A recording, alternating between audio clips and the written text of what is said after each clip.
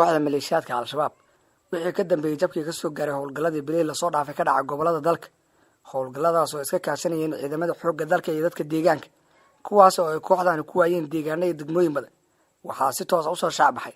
khilaaf xooggan oo soo kala dhacgalay horjoogayaasha kooxda maleeshiyaadka ee al-shabaab kaas oo marka hore ku bilowday isku eedeyn guuldaradii iyo jabkii soo gaaray kooxda al-shabaab oo hadda ku jira maalmihii ugu dambeeyay ee dhammaadkooda waxa ay maalmahooda ugu dambeeyay ku qaadanayaan inay isku ugaarsadaan magaalooyin deegaano dhowr iyo 10 sano ka hor ay si xorriyada ugu damaashaadi jireen ayagoo aan ku dhibaatay jira shacabka Soomaaliyeed balse markaana waxa ay ka dhex taagan tahay iyaga dhan kale xogo lagu kalsoon yahay oo ay heshay warbaahinta galgaduud ayaa sheegay in saakay dagaal xooggan oo dhex maray laba garab oo ka wada tirsan maleeshiyaadka al-shabaab horjooga lagu magacaabo Jaabir oo kamid ah horjoogayaasha ajaanibta ah ee saameynta ku dhaxlay kooxda maleeshiyaadka ee al-shabaab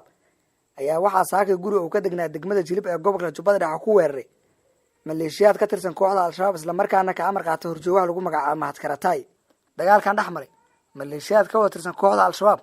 ayaana sababay khasaare isugu jira dhimasho iyo dhaawac oo soo kala gaaray labadii xubnood oo ka wada tirsanaa kooxda maleeshiyaadka ee al-shabaab ee uu saaka dagaalku dhex maray horjoogaha lagu magacaabo Jaabir ayaana asal ahaan ka soo jeeda dalka Kenya waxaana maalmaha sii xoogeysanaya khilaaf ku dhacay horjoogayaasha ka wada tirsan kooxda maleeshiyaadka ee al-shabaab